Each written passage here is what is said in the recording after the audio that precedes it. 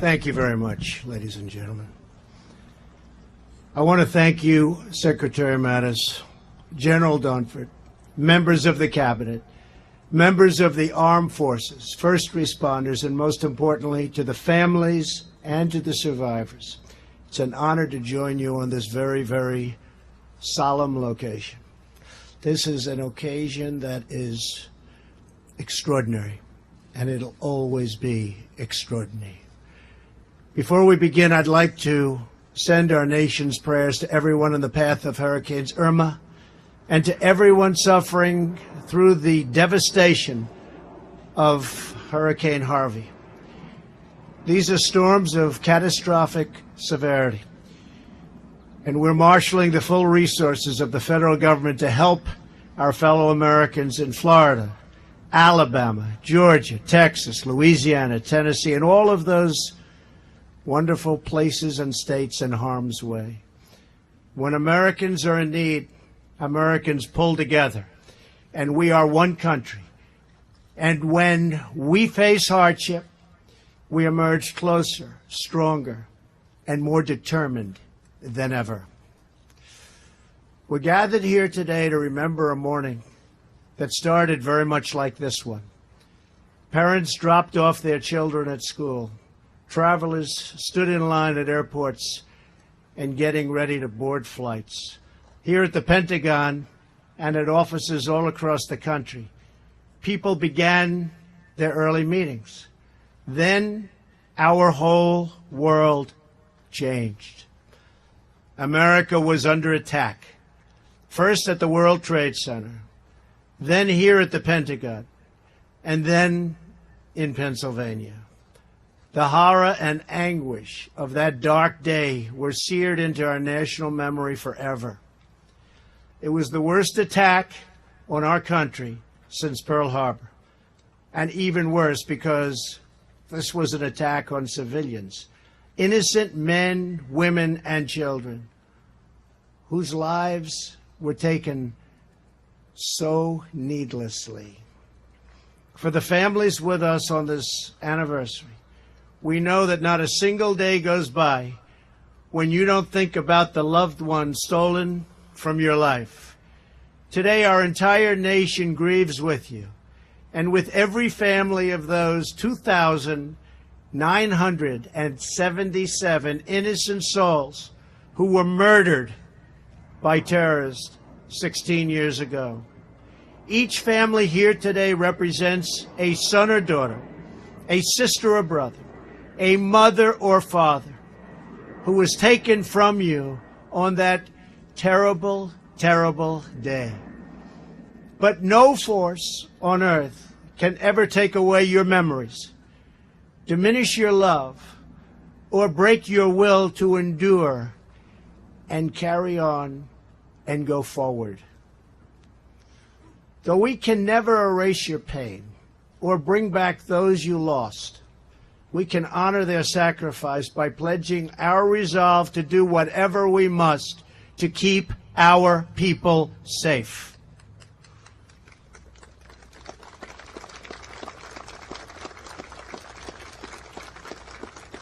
On that day, not only did the world change, but we all changed. Our eyes were opened to the depths of the evil we face. But in that hour of darkness, we also came together with renewed purpose. Our differences never looked so small.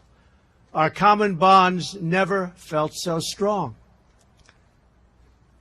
The sacrifice grounds on which we stand today are a monument to our national unity and to our strength.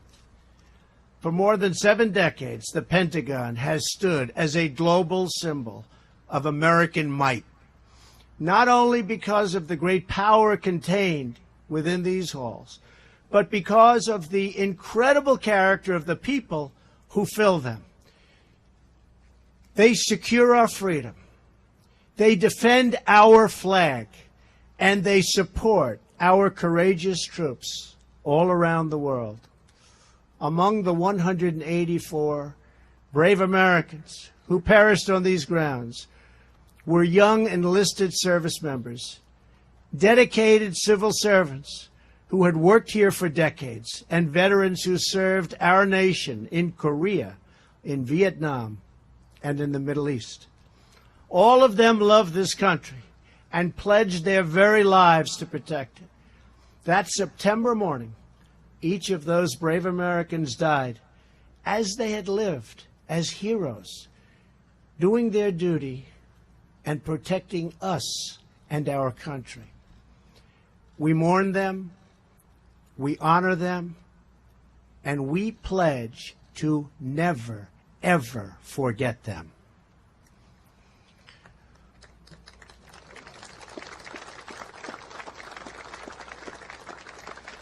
We also remember and cherish the lives of the beloved Americans who boarded Flight 77 at Dulles Airport that morning. Every one of them had a family, a story, and beautiful dreams. Each of them had people they loved and who loved them back. And they all left behind a deep emptiness that their warmth and grace once filled so fully and so beautifully. The living, breathing soul of America wept with grief for every life taken on that day. We shed our tears in their memory, pledged our devotion in their honor, and turned our sorrow into an unstoppable resolve to achieve justice in their name. The terrorists who attacked us thought they could incite fear and weaken our spirit. But America cannot be intimidated, and those who try will soon join the long list of vanquished enemies who dared to test our mettle.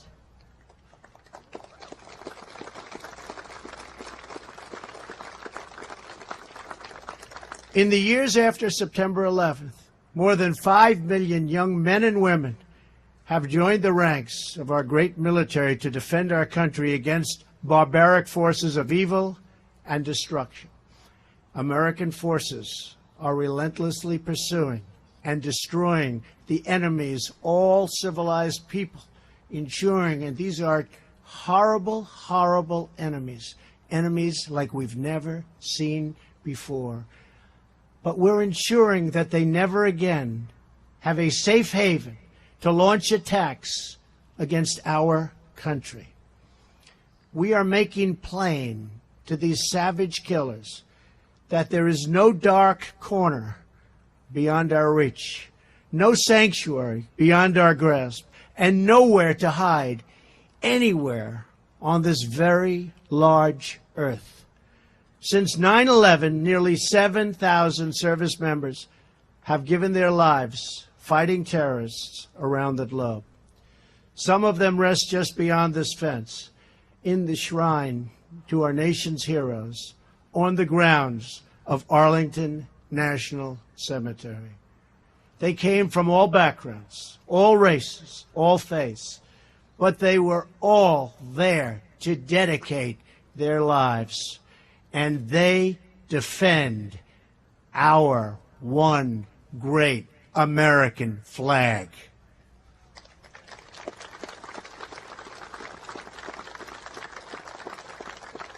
They and every person who puts on the uniform has the love and gratitude of our entire nation.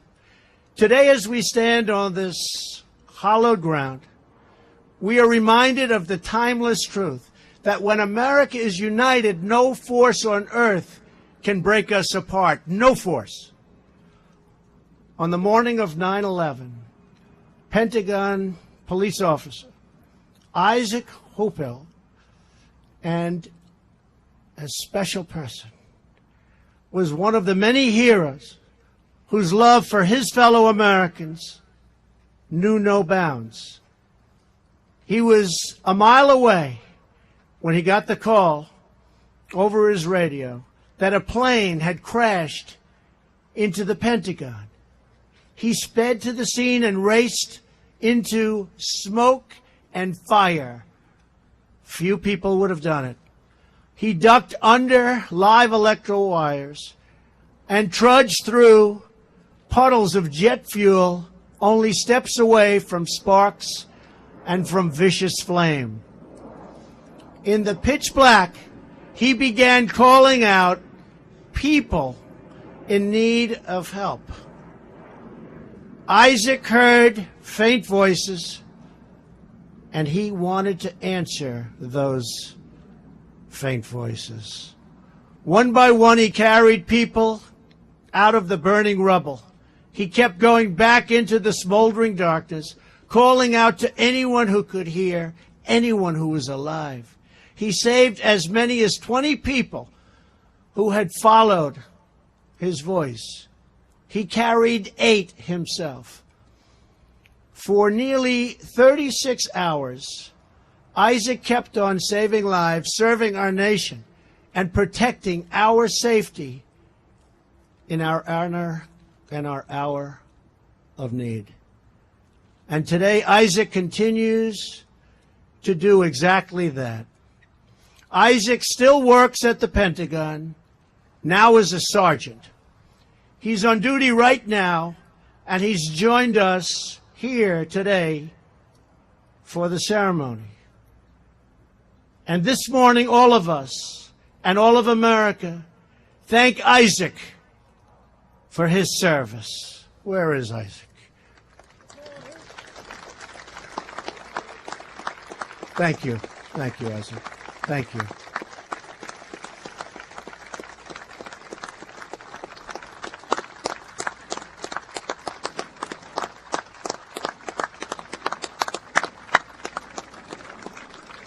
To Isaac and to every first responder and survivor of the attack you carry on the legacy of the friends you lost, you keep alive the memory of those who perished, and you make America proud. Very, very proud. To the family members with us today, I know that it's with a pained and heavy heart that you come back to this place. But by doing so, by choosing to persevere through the grief, the sorrow, you honor your heroes.